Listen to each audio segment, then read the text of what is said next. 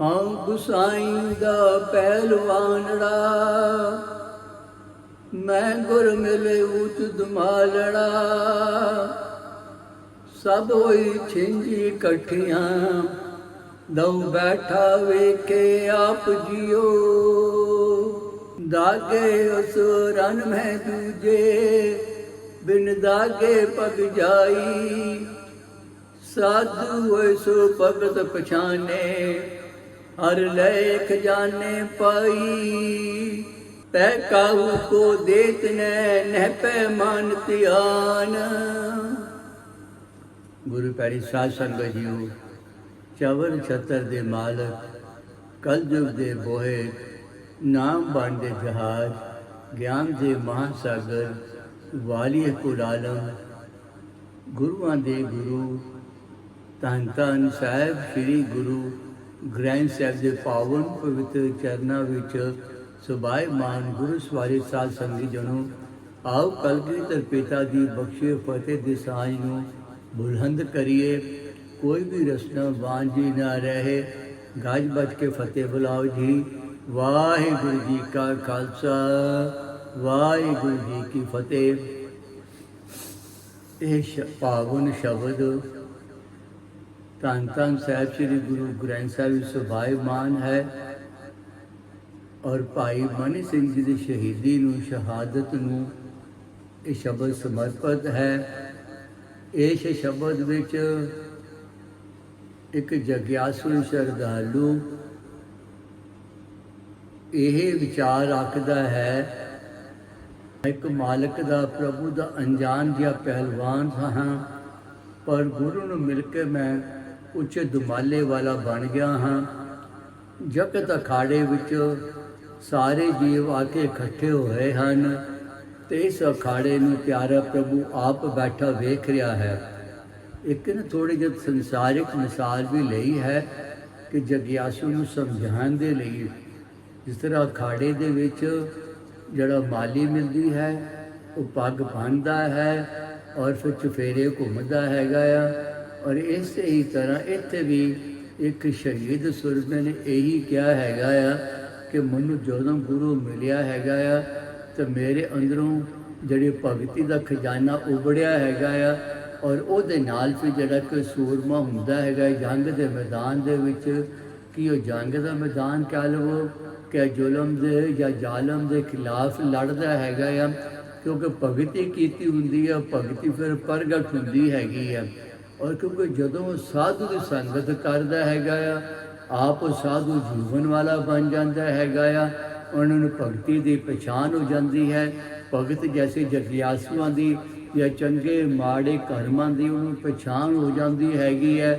ਨਿਆਏ ਕਰਨਾ, ਇਨਸਾਫ ਕਰਨਾ, ਧਰਮ ਦੀ ਰੱਖਿਆ ਕਰਨੀ, ਸੂਰਬੀਰਤਾ ਰੱਖਣੀ, ਆਪਣੇ ਨੂੰ ਜੱਠ 'ਤੇ ਰਹਿਣਾ, ਹੱਠ 'ਤੇ ਰਹਿਣਾ, ਸਹਿਨਸ਼ੀਲਤਾ ਰੱਖਣੀ, ਇਹੋ ਜਿਹੀਆਂ ਜਿਹੜੀਆਂ ਗੱਲਾਂ ਇੱਕ ਮਹਾਂਪੁਰਖ ਵਿਦਵਾਨ ਸਿਆਣੇ ਦੇ ਵਿੱਚ ਹੁੰਦੀਆਂ ਨੇ। ਇਹ ਸਾਰੀਆਂ ਹੀ ਗੱਲਾਂ ਜਿਹੜੀਆਂ ਸੀਗੀਆਂ ਕਿ ਬਜ਼ੁਰਗ ਸ਼ਹੀਦ ਭਾਈ ਮਨੀ ਸਿੰਘ ਵਿੱਚ ਸੀਗੀਆਂ, ਕਿਉਂਕਿ ਉਹਨਾਂ ਦੇ ਅੱਜ ਭਗਤੀ ਕੀਤੀ ਹੋਈ ਪ੍ਰਗਟ ਹੋ ਰਹੀ ਸੀਗੀ।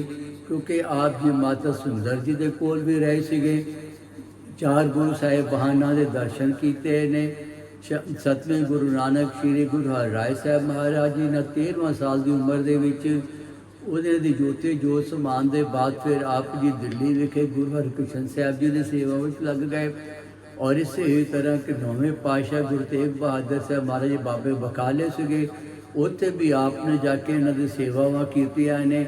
ਔਰ ਅਖੀਰ ਦੇ ਵਿੱਚ ਫਿਰ ਜੇ ਕਿ 10ਵੇਂ ਪਾਤਸ਼ਾਹ ਜੀ ਵੀ ਸਾਬੋ ਕੀ ਤਲਵੰਡੀ ਵਿਖੇ ਦੁਬਾਰਾ ਸ਼੍ਰੀ ਗੁਰੂ ਗ੍ਰੰਥ ਸਾਹਿਬ ਜੀ ਲਿਖਵਾਇਆ ਹੈਗਾ ਆ।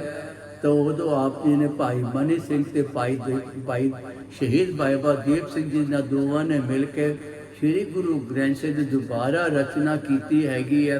ਕਿਉਂਕਿ 10ਵੇਂ ਪਾਤਸ਼ਾਹ ਮਹਾਰਾਜ ਜੀ ਆਪ ਆਪਣੀ ਆਤਮਿਕ ਦ੍ਰਿਸ਼ਟੀ ਤੋਂ ਬਾਣੀ ਉਚਾਰਦੇ ਸੀਗੇ, ਕਿਉਂਕਿ ਬਾਣੀ ਹੂਬ ਉਹੀ ਲਿਖਣੀ ਸੀ ਜਿਹੜੀ ਕਿ 5ਵੇਂ ਗੁਰੂ ਨਾਨਕ ਗੁਰੂ ਅਰਜਨ ਦੇਵ ਮਹਾਰਾਜ ਜੀ ਨੇ ਭਾਈ ਗੁਰਦਾਸ ਜੀ ਕੋਲੋਂ ਲਿਖਵਾਈ ਸੀਗੀ। ਇਸੇ ਤਰ੍ਹਾਂ ਹੂਬ ਉਹੀ ਬਾਣੀ ਜਿਹੜੀ ਸੀਗੀ 9 ਮਹੀਨੇ 9 ਦਿਨ 9 ਘੜੀਆਂ ਦੇ ਵਿੱਚ ਦੁਬਾਰਾ ਹੀ ਇਹ ਬਾਣੀ ਫਿਰ ਜਿਹੜੇ ਕਿ ਭਾਈ ਮਨੀ ਸਿੰਘ ਜੀ ਕੋਲ ਲਿਖਵਾਈ। ਆਪ ਬੜੇ ਹੱਠੀ ਸੀਗੇ, ਸੂਰਬੀਰ ਸੀਗੇ, बड़े सहनशीलता वाले से, बड़े नम्रता सुभाव वाले सीगे। और इस दौरान दे विच ਜਿਹੜੇ कि लाहौर का सूबेदार सीगा जकरिया खान, वो भी देख लिया कि भी सिखां दे नाल कोई हुण सानू जंगां करके कोई फ़ायदा नहीं हैगा, और इसी तरह उन्होंने फिर कि सिखां दे नाल सुलह करनी चाहिए हैगी आ। पर इधर खालसा पंथ ने कुछ भाई मनी सिंह जी दे नाल कोई टकरार होने दे नाल इन्हां नूं उहदे विचों कढ दिता गया हैगा। फिर आप जी उत्थे एक सुल्तानविंड विखे जिहड़ा कि अमृतसर दे नाल ही हुण हैगा आ, जिथे कि बाबा दीप सिंह जी का भी तप स्थान हैगा आ। उत्थे आप छोटी जी झुग्गी दे विच रह के तपस्या करते रहे। भगत जन सीगे, बड़े सादे सुभाव दे सीगे।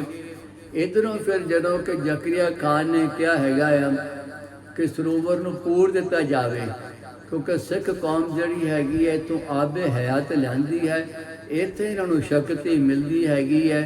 क्योंकि माता सुंदर जी ने आप जी नूं अमृतसर भेजिया, आप बड़ी सेवावां कीतियां, पर खालसा पंथ दे नाल कुछ वजह दे नाल इत्थों आप जी नूं कढ दिता गया हैगा। एक सादे जे सुभाव दे सीगे, आप झुग्गी दे विच रह के अपना गुजारा करते, पर भगती वाले बंदे से कमी तो कोई सीगी नहीं, शक्तियां तो सारियां सीगियां। दागे उस रन में जूझे, बिन दागे पग जाए, साधु होए सो भगत पछाने, हर लेख जाने पाए। जदों कि मनुख दे भगति प्रगट हुंदी है, उस साधु नूं पछाणदा हैगा आ। ते इसे ही तरह लाहौर के सूबे ने जदों कहता कि सरोवर नूं पूर दिता जावे, और कोतवाल जड़ा सीगा अमृतसर का, ਉਹਦਾ नाम सी अब्दुल रज़ाक, परिवार वाला सीगा, बच्चे सीगे। ते जदों हुक्म होया कि इस सरोवर नूं पूर दिता जावे, ਹੁਣ ਕੋਤਵਾਲ है वो तो हुक्म की पालना करनी हैगी है। और क्योंकि इन्हां सारे दे मन दे विच इह सीगा कि सिखां नूं इत्थों ही शक्ति मिलदी है, क्यों ना इस नूं असीं खत्म कर दईए।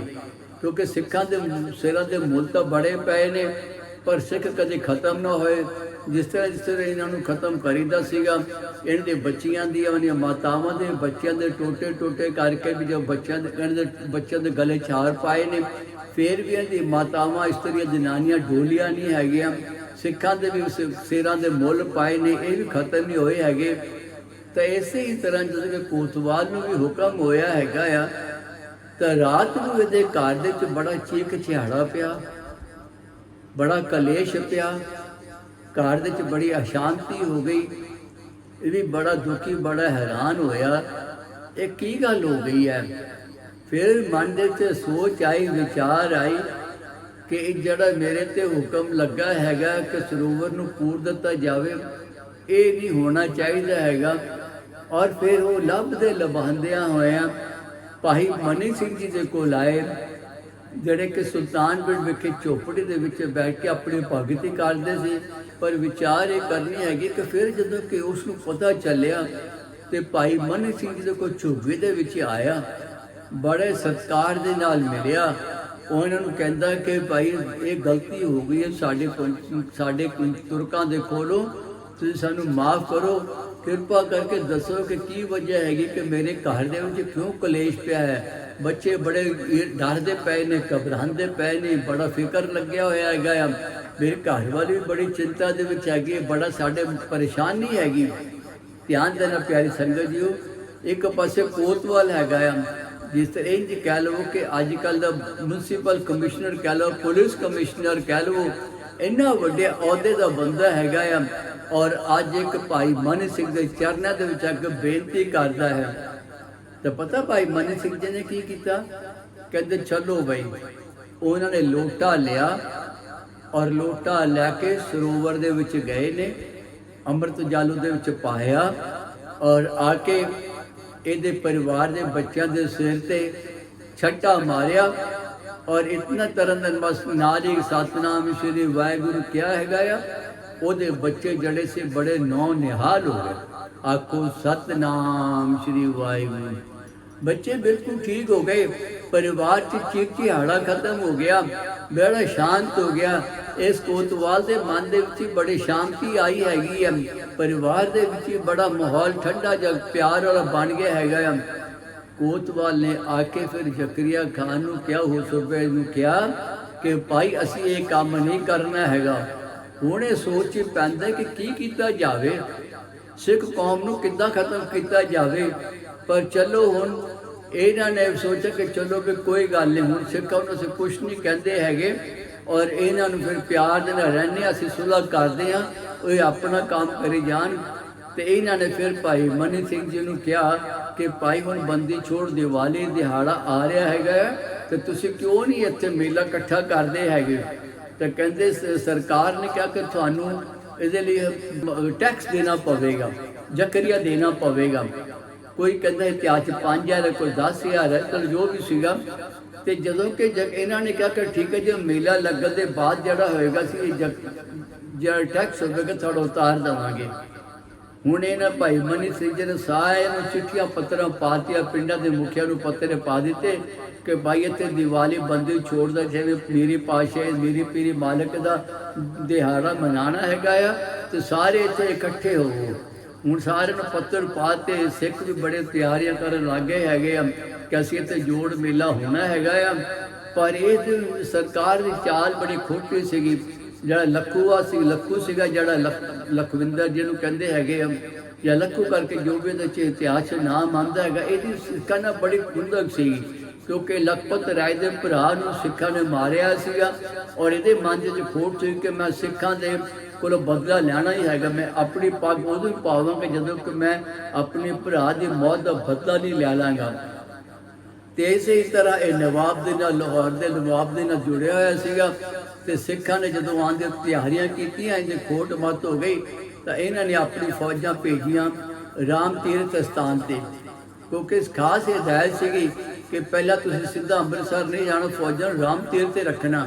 ਪਰ ਇਹ ਖੋਟੀ ਮੱਤ ਦੀ ਚਾਲ ਜਦੋਂ ਪਤਾ ਚੱਲ ਗਈ ਤਾਂ ਸਿੱਖਾਂ ਨੇ ਆ ਕੇ ਭਾਈ ਸਾਹਿਬ ਜੀ ਨੂੰ ਦੱਸ ਦਿੱਤਾ ਕਿ ਇਹਨਾਂ ਦੀ ਚਾਲ ਬੁਰੀ ਹੈ ਕਿ ਉੱਥੇ ਫੌਜਾਂ ਖੜੀਆਂ ਹੋਣੀਆਂ ਹੈਗੀਆਂ। ਇਹਨਾਂ ਨੇ ਸਾਰਿਆਂ ਨੂੰ ਪੱਤਰ ਪਾ ਦਿੱਤੇ, ਸਾਰੇ ਕੌਮਾਂ ਨੂੰ, ਕਿ ਵੀ ਕਿਸੇ ਨੇ ਵੀ ਇੱਥੇ ਜੋੜ ਮੇਲੇ ਤੇ ਪਹੁੰਚਣਾ ਨਹੀਂ ਹੈਗਾ ਕਿ ਸਰਕਾਰ ਦੀ ਨੀਅਤ ਖੋਟੀ ਹੈਗੀ ਹੈ।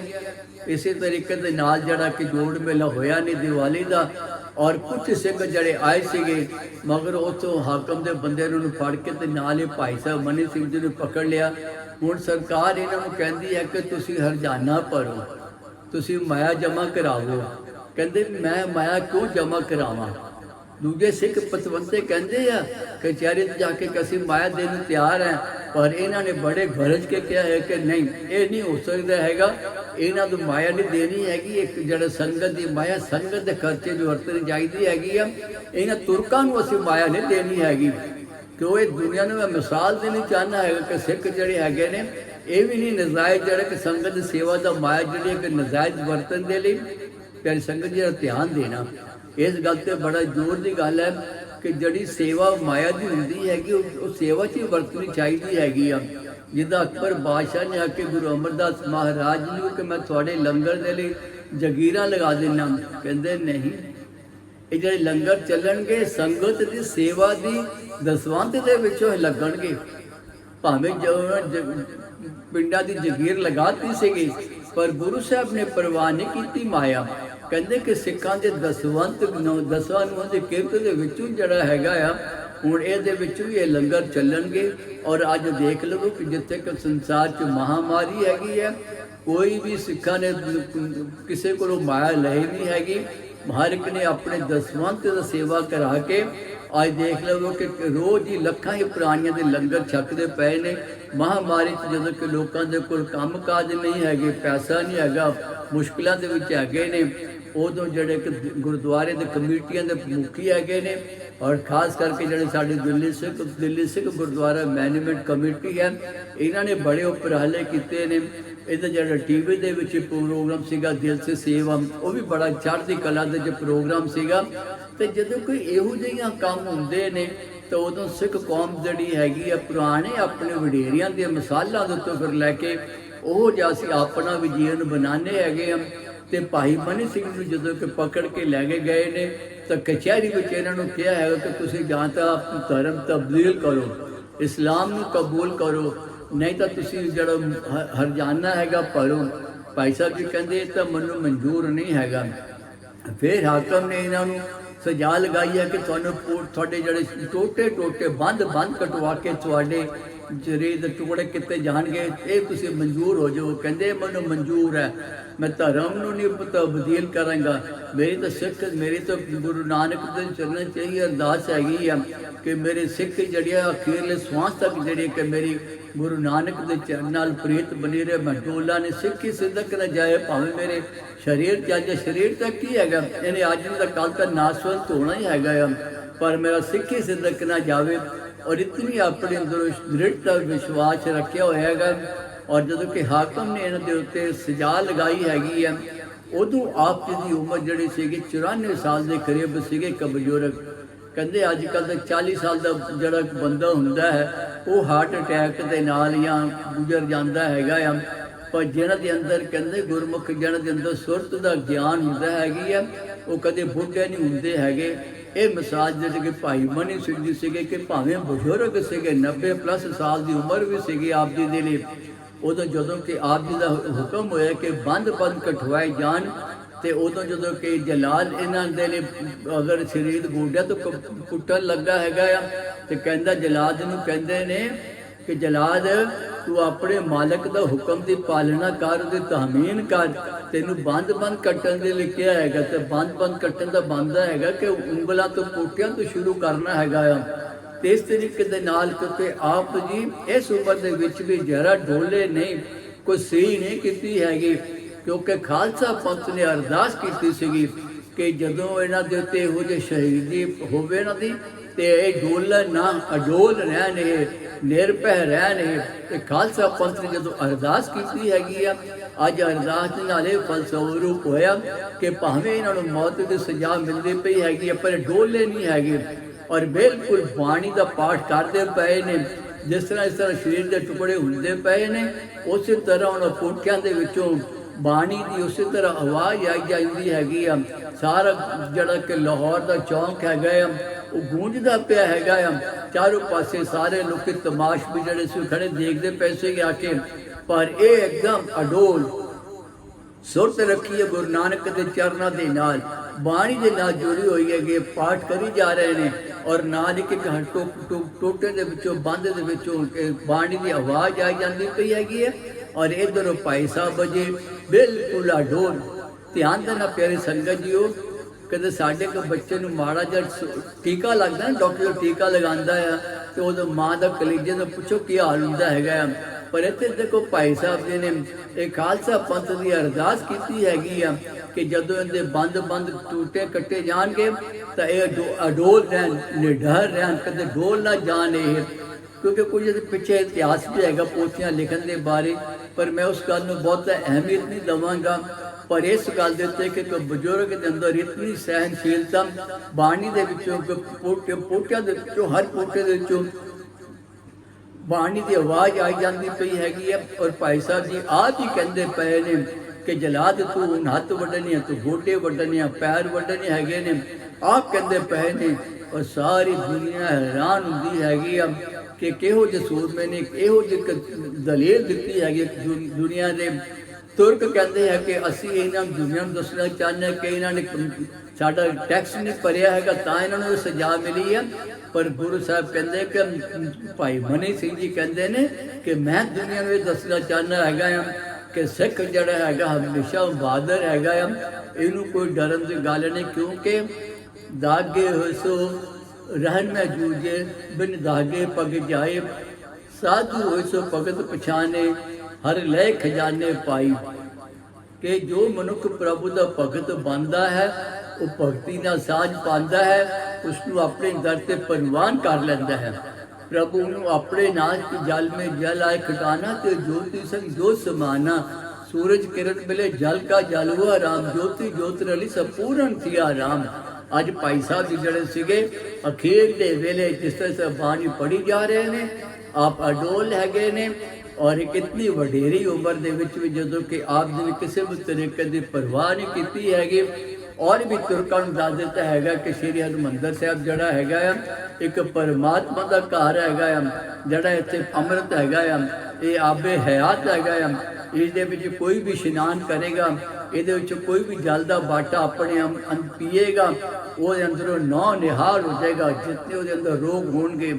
ਔਰ ਮੈਂ ਖਾਸ ਕਰਕੇ ਜਿਹੜੇ ਮੇਰੇ ਪੰਜਾਬ ਦੇ ਜਵਾਨ ਪੀੜ੍ਹੀਆਂ ਨੇ ਜਾਂ ਦੇਸ਼ ਵਿਦੇਸ਼ਾਂ ਦੇ ਵਿੱਚ ਜਿਹੜੇ ਕਿ ਸਾਡੇ ਬੱਚਿਆਂ ਨੇ ਕੇਸ ਕਤਲ ਕੀਤੇ ਹੋਏ ਨੇ, ਕੋਈ ਛੋਟੇ ਨੇ ਕੋਈ ਵੱਡੇ ਨੇ, ਕੋਈ ਕਿਹੋ ਜਿਹੀ ਉਮਰ ਦੇ ਨੇ, ਇਹਨਾਂ ਦੀ ਇੱਕ ਸੇਧ ਹੈਗੀ ਕਿ ਭਾਈ ਆਪਣੇ ਸਿੱਖੀ ਸਰੂਪ ਨੂੰ ਸੰਭਾਲੋ। ਮੇਰੀ ਇਹ ਵੀਡੀਓ ਬਣਾਉਣ ਦਾ ਮੈਨੂੰ ਤਾਂ ਹੀ ਫਾਇਦਾ ਹੋਏਗਾ ਪਿਆਰਿਓ ਕਿ ਜਦੋਂ ਅਸੀਂ ਆਪਣੇ ਸਿੱਖੀ ਸਰੂਪ ਦੇ ਵਿੱਚ ਆਵਾਂਗੇ। ਅੱਜ ਅਮਰੀਕਾ ਦੇ ਵਿੱਚ ਜਿਹੜਾ ਕਿ ਡੋਨਲਡ ਟਰੰਪ ਵੀ ਹੈਗਾ ਆ, ਉਹ ਵੀ ਕਹਿੰਦਾ ਕਿ ਹਰ ਸ਼ਹਿਰ ਦੇ ਵਿੱਚ ਸਿੱਖ ਹੋਣੇ ਚਾਹੀਦੇ ਹਨ, और जो सिख होगा तो दसा की किरत चाहिए है, और सिख होएगा तो गुरुद्वारा साहब होएगा, और गुरुद्वारा साहब होएगा तो महामारी से बीमारियां भी जड़ियाँ ने उत्थे भी खालसा जड़ा है अपने लंगर बना के लियाएगा। उस लंगर दे उत्ते जिहड़ी सेवा होवेगी, हत्थी भी सेवा करेंगे, बीबियां करेंगे, परिवार करेंगे, गुरमुख प्यारे करेंगे, कोई नौकरियां ते नहीं आएगा। सेवा की भावना चाहेगी, जे पैसे दे नाल करना तो फिर तो कभी लंगर नहीं चलणगे। असले हूँ दस कई बार मैं मीडिया च पढ़ता है कि जड़ियाँ संस्थावां भोजन बना के गरीबों च वंडदियां सीगियां, अज उनके खजाने खाली हो गए ने। पर गुरु नानक का खजाना 20 रुपए का मोदी खाना ऐसा है, ये अटुट संसार च चलता रहेगा। श्री हरमंदर साहब दरबार साहब के आम दिनों के रोज़ 1 लाख प्राणी का लंगर बनता है, और छुट्टी वाले दिन संगरांद को, मस्या वाले दिन, इतवार वाले दिन, छुट्टी वाले दिन इस तो भी दुगना हो जाता, कई गुना बढ़ जाता है। ये कदों है, ये बख्शिश है गुरु नानक के चरणों दिन जिन्होंने कि सांझ पाई है। सो भाई मैं समय न लवां, जिस तरह के भाई मनी सिंह जी ने बंद करवा के अपने शहीदी पाई हैगी है। भाई असी भी विकार इस तरह तोड़ के, छड़ के, कट के, वढ़ के असी अपने जीवन स्वच्छा करिए। सो मैं इतना समय इतने बचन कहता कि मत जाचक है, हम आप बोलना जानता, मैं कहा सब कमाओ जियो, गाव्या सुनिया तिन घर थाए पावे, जिन सतगुर की आज्ञा सत सत कर मानी, बेशुमार अथां अग्न अतोले, जो बुलावो त्यो नानक दास बोले। गज बज के फतेह बुलाओ जी। वाहिगुरु जी का खालसा, वाहिगुरु जी की फतेह।